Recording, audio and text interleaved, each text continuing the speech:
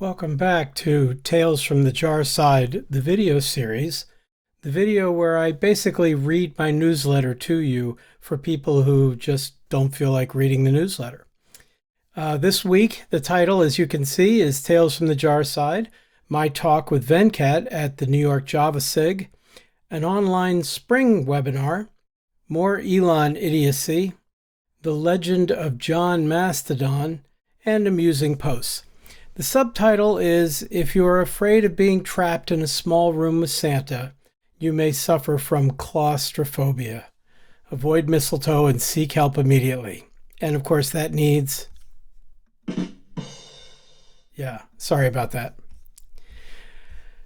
Welcome, fellow jarheads, to Tales from the Jar Side, the Cousin IT newsletter for the week of December 11th through 18th, 2022. This week, I taught the second week of my Spring and Spring Boot in 3 weeks course and my Managing Your Manager course on the O'Reilly Learning Platform, and an NFJS virtual workshop on Gradle concepts and best practices. I also gave an interesting presentation at the NYJavaSIG and an NFJS online webinar, which I'll get to. Regular readers of and listeners to, and now viewers of, this newsletter are affectionately known as jarheads, at least until someone objects, and are far more intelligent, sophisticated, and attractive than the average newsletter reader or listener or viewer. If you wish to become a jarhead, please subscribe using the button on the newsletter as shown. I know I make that claim every week about how smart, sophisticated, and attractive jarheads are, but I've met at least some of you, and it's been true in every single case. Okay, we start with my JavaSIG presentation and my talk with Venkat. That's supposed to sound like my dinner with Andre. Not sure it quite worked. On Wednesday, I hopped on a train down to New York City. I'm based in Marlborough, Connecticut, which you can see from this map is about halfway between New York City and Boston. See, there's New York down at the bottom and Boston up here in the corner. And I'm roughly halfway in between, a little bit more toward the Boston side. Leave aside for the moment that, according to Elon Musk, I just exposed my own, quote, assassination coordinates. But we'll get to him, or at least some of his lunacy, later. I'm occasionally willing to drive to Boston, though I don't look forward to it. Something about the streets there makes my GPS system weep uncontrollably. It's just sad. I'm almost never happy to drive to New York, however, because the traffic is simply nuts and there's nowhere to park anyway.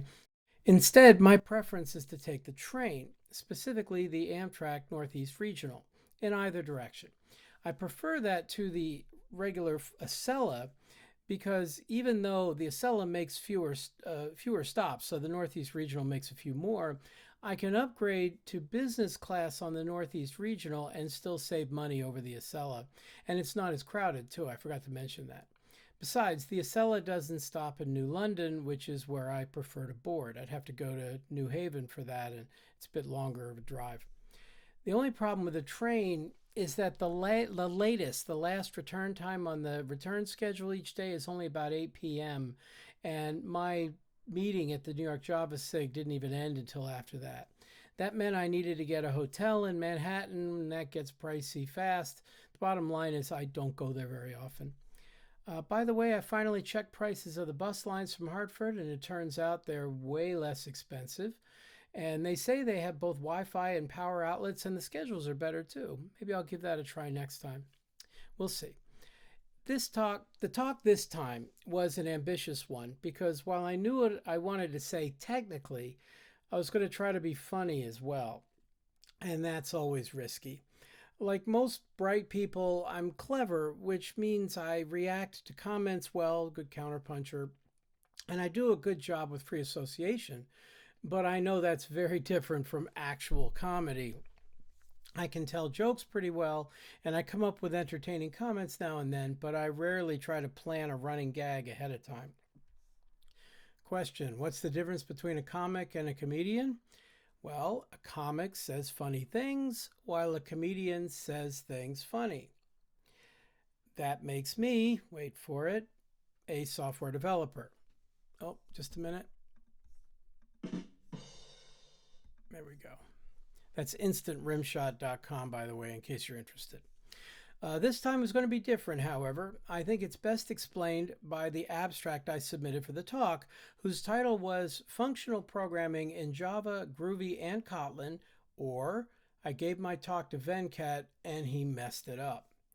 So I'll try to summarize this. Back in March, I was scheduled to give a talk at the New York JavaSIG about the functional features of Java, Groovy, and Kotlin programming languages. I intended to discuss basic streams, lambdas, method references, and all of them, and then look at some more advanced functional features like trampolining or closure composition or memoization. Unfortunately, I was unable to attend, so I asked the inimitable Venkat Subramaniam to fill in for me, which I'm assured he capably did. I gave him my slides and my code, and I expected him to do the speaker equivalent of presentation karaoke, but no. He threw everything away and live coded it all instead, as he does. So I'm back now to clean up the mess he left behind. Please come and see as I go to great lengths to avoid becoming the Java speaker equivalent of Wally Pipp. So here's the Wally Pipp reference. Wally Pipp was a baseball player for the New York Yankees back in 1915. So from 1915 to 1925, he had a longer career than that, but that was the bulk of it was spent with the Yankees. And there's a picture from Wikipedia of Wally Pipp. And according to the Wikipedia page, here's the good part. This was a snippet from the page there. It said, according to the most popular version of the story, Pipp showed up at Yankee Stadium one day with a severe headache and asked the team's trainer for 2 aspirin. Miller Huggins, the Yankees manager, noticed this and said, Wally, take the day off. We're going to try that kid Gehrig at first today and get you back in there tomorrow. Gehrig played well and became the Yankees' new starting first baseman. This story first appeared in a 1939 New York World Telegram on Gehrig's career, in which Pipp was interviewed. Pipp was later quoted to have said, I took the 2 most expensive aspirin in history. Rumor has it he was hungover. That was the source of the headache, which gave the manager a chance to try out Lou Gehrig at first base. Gehrig, of course, played 2,130 consecutive games and then retired due to ALS, also known as Lou Gehrig's disease, but that's a different story. In other words, taking a day off from the lineup, even legitimately, can have serious negative consequences. I included that example in my slides before going on to the code. Later, I brought up another example of a player who gave way to a talented backup. Drew Bledsoe was quarterback of the New England Patriots from 1993 to 2001. And there's a picture of Bledsoe, blurry one. I probably could have gotten a better one. Anyway, in Bledsoe's case, in the second game of the 2001 NFL season, he took a clean but brutal hit while running for the sidelines. He suffered a concussion and a lot of internal damage. They say he nearly died, actually. In came his backup, a little-used 6th-round draft pick in his second year named Tom Brady. Over the next 20 years, after 7 Super Bowl wins and 3 MVP awards, Brady is still playing. Bledsoe got traded to Buffalo and eventually to Dallas and had a decent career, but he was no Tom Brady. I also spent some time experimenting with the Chat GPT client this week, that open AI chat client that's been making the rounds. I talked about that in my last newsletter, and there's a link, but only gave a few examples. I asked it about the Wally Pipp and Drew Bledsoe stories, and it knew those. So then I asked what to do about it. So you see, I wrote in there, unfortunately, I'm the Wally Pipp in this scenario. What can I do to get my mojo back? And if you read this in detail, you can see it's a lot of generic advice. If you're feeling like the Wally Pipp in this scenario, there's a few things you can do to regain your confidence and get your mojo back. Here are a few suggestions. Take some time to reflect on your strengths and accomplishments, or seek out opportunities to learn and grow, and surround yourself with positive and supportive people. I'm like, yeah, okay, I get it. Believe in yourself, stay positive, and keep pushing forward, even when things don't go as planned. Yeah, all right, I get it. Get back on the horse and all that. Believe in yourself, stay positive. Yeah, I believe I'm positive. If I keep letting Venkat do my talks, I'll be forgotten. So, got it. Of course, ChatGPT isn't always right, and I asked it about my friends Frank Greco and Gene Boyarsky, who helped run the New York JavaSig, and it claimed it didn't know who they were. I didn't realize that you just ask again and sometimes it figures things out. But I did ask it about Venkat, and of course it came up with Venkat information almost immediately. A lot of his books you can see there.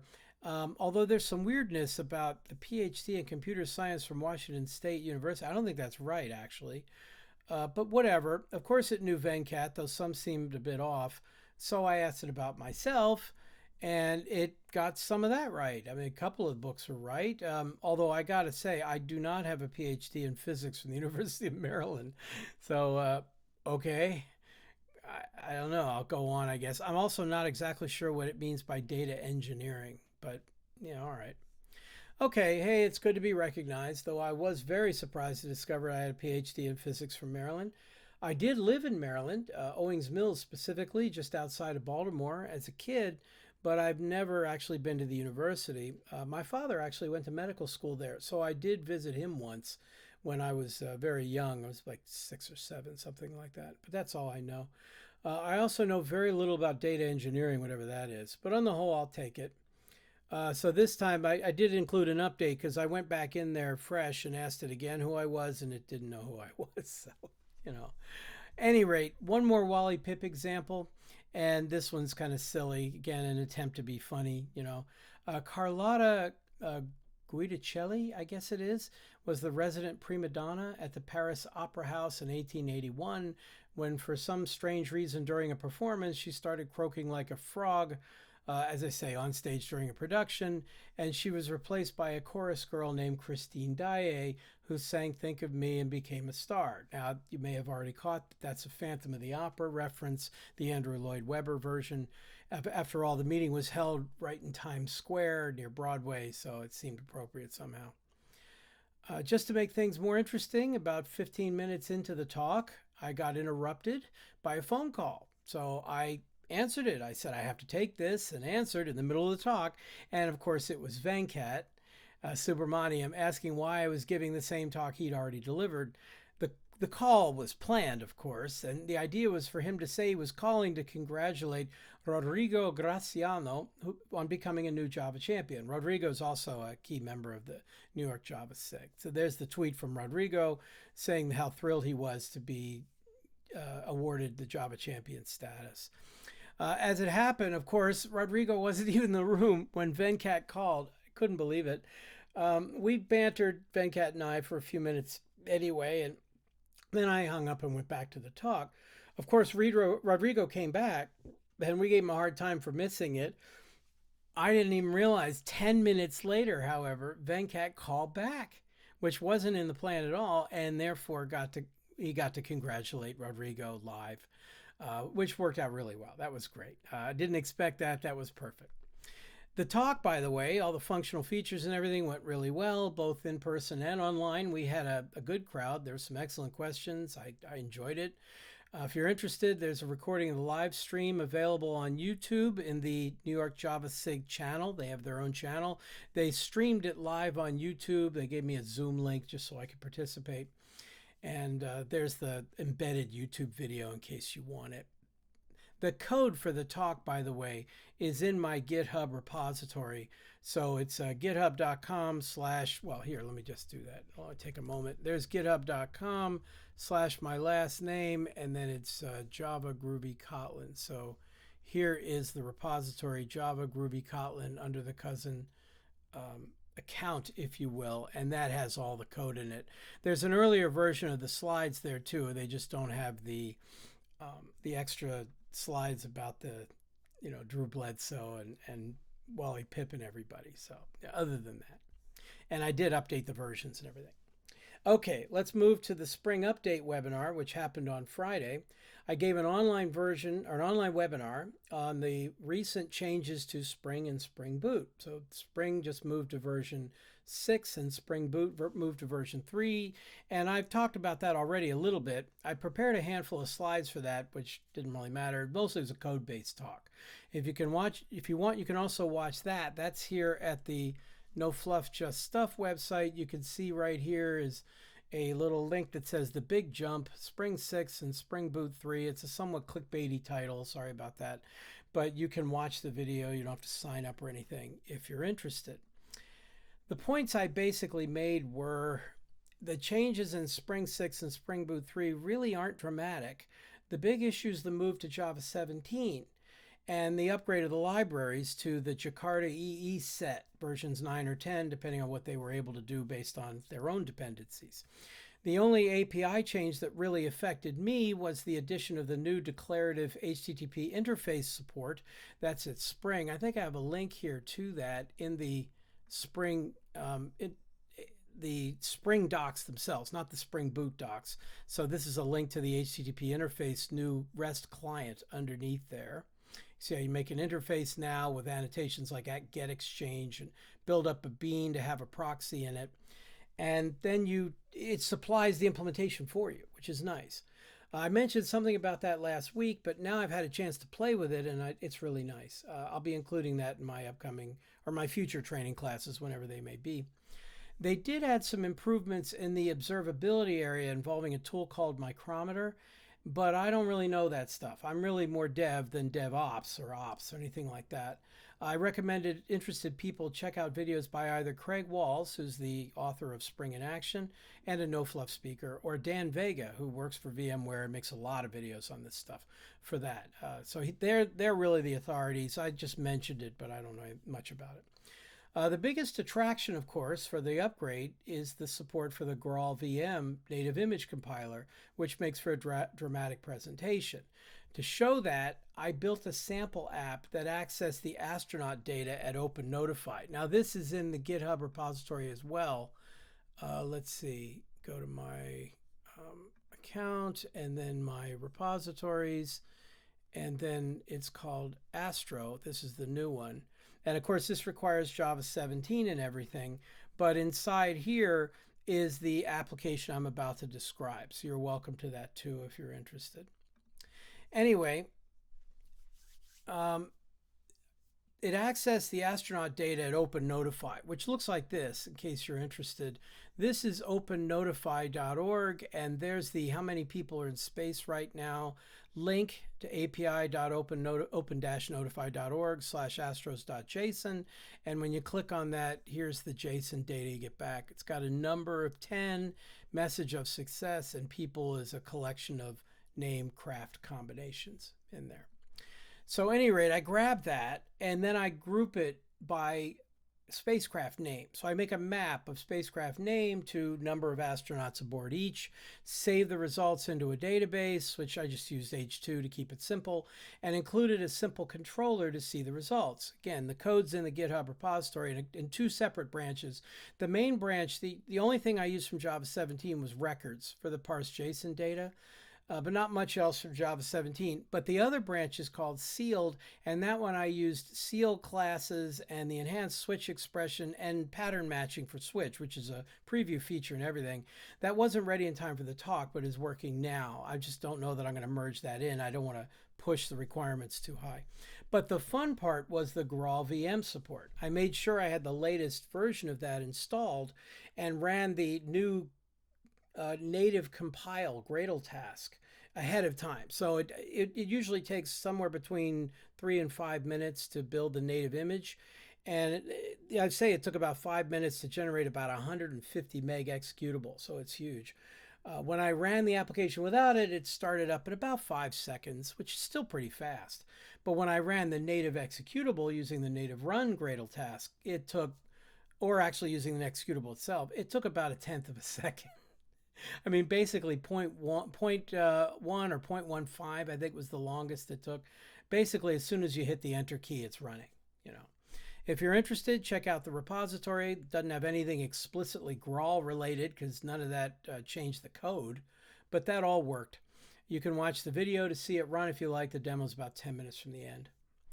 Okay, now moving on to the news section about Elon Musk, one of the worst self-owns of all time. I really didn't want to talk about Elon Musk this week because it's been a whole 7 days since the last newsletter, my last newsletter, and that's an eternity in Elon world. Suffice it to say, he's playing Calvin Ball with Twitter. Calvin Ball with the link there points out the game there. You make up the rules as you go along. Exactly what I mentioned here, all in order to do whatever he wants. He also has abundantly demonstrated that he is an incredibly thin-skinned narcissist who reacts with punitive hostility to any and all criticism. He's giving billionaires a bad name, though I must admit most billionaires don't need any help doing that. Instead of recounting his bizarre behavior this week, I linked to an article at Vice which talked about it, or another post at Daring Fireball if you're interested. And there's the tweet from Vice that has the link in it to get into the details. So I'll just go on. All that came out before Twitter announced on Sunday during the World Cup finals, which were awesome, by the way, that you're not allowed to link to any other social media site from your Twitter account, which a Twitter account I follow called Todd in the Shadows tweeted, "It's like your boyfriend trying to stop you from dumping him by standing in front of the door." Yeah, which I thought was a good analogy. As you know, that was an unmitigated disaster, and he got so much pushback so quickly that the policy magically vanished the next day. It wasn't even on the website anymore. I mean, no apologies, no explanations, just, oh yeah, that policy's gone now. Instead, let me illustrate a different point, starting with the value of NFL teams, because I was thinking about the NFL anyway. Every year in August, Forbes magazine publishes a, quote, valuation of each NFL team based on the market they play in, stadium deals, the value of the brand. You can find a table at Wikipedia. I forgot the link to it, but if you just go to Wikipedia and you search for NFL team valuations, you'll get right to it. And here's a snippet from that. You see the Dallas Cowboys were valued at $8 billion, and the New England Patriots at $6.4 billion. And they go down from there down to the Cincinnati Bengals, whose value is a paltry $3 billion.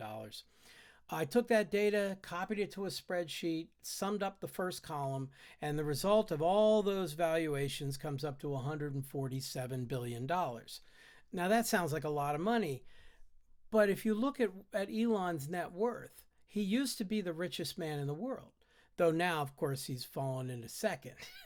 But according to this article, which was at The Hill, I think. But at any rate, his worth was down to only $176 billion, though I imagine it's still dropping. But let's put that number in perspective. That means that in principle, anyway, he could buy every single team in the NFL. Not just one team, all 32 of them, and still have $30 billion left over, which is more money than any of us could spend in a lifetime. I mean, that's staggering. I mean, through a combination of incompetence, stupidity, and outright malice, he's currently running Twitter into the ground. But when he eventually cries poverty and declares bankruptcy for the company, remember, he could fund every debt it has for the next 50 years and never even notice the lost money. $100 billion is a lot. So we'll see what happens. To adapt the immortal words of Ivan Drago in Rocky IV, if Twitter dies, it dies. So I've got the YouTube link if you're interested. Yeah, if Twitter dies, Elon wanted it to die. So far, he's done everything possible to kill it. He's probably going to sell it at a massive loss. We'll see. Given what it's becoming, of course, good riddance. Somehow, I haven't had my account suspended. I tried to put a tweet on there talking about where I was on Mastodon. You know, I'm Ken Cousin on Mastodon Social. The only thing I post here are Wordle results in my weekly newsletter, though I still follow a lot of good people. I've about had it with the pathetic tantrums of its stupid, narcissistic man-baby owner. Now, as it turns out, again, I didn't know the policy was in the process of being discarded anyway, so nothing happened. That wasn't enough, so I have to try harder, I guess. I'm sure if I was a woman or underrepresented minority, I'd be gone already, but it's an older white male. I imagine I'm not important enough to delete yet, or maybe there's too much of a backlog to get around to me. We'll see. Well, as I say, the policy was being deleted. The only downside to leaving is I do still follow a lot of interesting people there, and I include many of those tweets in this newsletter. Of course, that will all change soon. It'll be sad, but at least I have no illusions about who's responsible. Which is my segue to the amusing posts. So let's grab a few of those before Twitter goes away. So Venkat and me forever linked. So this was a tweet from Pragmatic Programmers during their 12 days of Prague or whatever, where they coupled two of Venkat's books with one of mine at a 50% discount. My new book, Makito Made Clear, which by the way is done now. Hop aboard for 50% off. So probably by the time the newsletter came out, I think it was already expired, but so be it. But here we are, linked again. And yes, Venkat wrote 2 books in the time it took me to write 1. Yeah, anyway. Yeah, so I mentioned that. But anyway, Prague has a Mastodon account too already. Okay, here's one that was called "Here's 'Tis the Season." It's another one of Glenn Weldon's excellent tweets. Oh, holy night, oh, come all ye faithful, oh, little town of Bethlehem, oh, Tannenbaum, oh, come, Emmanuel, and oh, who lives in a pineapple under the sea. Yes. Speaking of under the sea, I haven't seen the new Avatar movie yet, but I expect we'll get around to it this week or next. Next tweet, danger ahead. So this person tweeted, Lauren Dombrowski tweeted, being on Twitter right now is like playing the violin on the Titanic, except we're also making fun of the iceberg and the iceberg's getting genuinely mad, which, yeah, basically.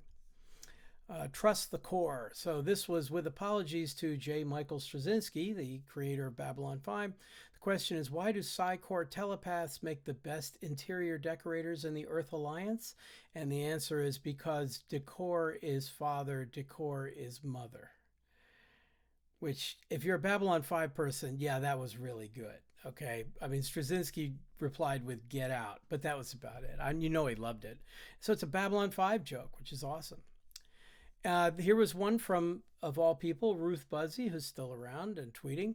She said, my son became addicted to brake fluid, but he can stop at any time, right? But okay, wait. I need the, there we go. Ruth Buzzy's 86 years old, still a national treasure. Okay, and then I had a comment about the World Cup finals, which somebody tweeted, it was like watching Ali Frazier, but ending with rock, paper, scissors. Yeah, a lot of people really don't like that the soccer matches can be decided with penalty kicks. I get that. The duel between Argentina and France was incredible. If you missed it, go watch a summary video. Argentina raced out to a 2-0, I suppose I should say, lead. Sorry, I'm an American. And for the first 79 minutes of the match, it totally dominated. I remember they didn't even have a shot on goal. France didn't for the first 75 minutes at least. Then France woke up and managed to score 2 goals in about 90 seconds to tie it. Both overtime periods were tense affairs with opportunities for both sides, but in the end it came down to penalty kicks and Argentina won. That tweets about the absurdity of deciding a soccer match that way, but it was fun to watch. A section here about John Mastodon lives. As the linked article recounts, a columnist writing about the chaos at Twitter saw that the @join Mastodon account had been banned by Elon. The account name must have been accidentally misread by the columnist to think it was about somebody named John Mastodon, and then the columnist actually claimed that was the founder of the Mastodon platform. Mastodon people have been running with that. There were a lot of really good posts like this one. It's a little hard to see here, but it's, Batman looking up and seeing the Mastodon logo instead of the, that logo. At any rate, or this one, Darmok and John Mastodon at Tanagra. Of course, that classic Star Trek Next Generation episode. And then this was a good one too. Elon Musk looking at the rest of us all, of course, looking at John Mastodon. There are way more. If you're interested, just Google. It was pretty funny. And then finally, one really big stone. There was this excellent observation from somebody named Direwolf. She said, the asteroid that ended the dinosaurs was technically the highest ratio of killing birds to 1 stone. It's hard to argue with that. So have a good week, everybody. As a reminder, you can see all my upcoming training classes on the O'Reilly Learning platform at the provided link, and all the upcoming NFJS virtual workshops on this other link. Last week, I taught week 2 of Spring and Spring Boot in 3 weeks on the O'Reilly Learning platform and my Managing Your Manager course on the same place. I gave the presentation at the NYJavaSIG Wednesday evening. I taught Gradle concepts and best practices as an NFJS virtual workshop. And then finally, that big jump, Spring 6 and Spring Boot 3 NFJS webinar on Friday at 1. That was a busy week, I got to tell you. This week, I do the 3rd week of the Spring and Spring Boot in 3 weeks class on the O'Reilly platform, and that is my last class of the year. I still have to turn in the tiny updates to the copy edit of Makito Made Clear, which, by the way, I have done now. but then I can actually relax for the holidays. So I'm all set and hope you enjoyed this. And I'll be back next week to read my newsletter to you again. And I hope you enjoy that. So thank you very much and have a good holidays, everybody.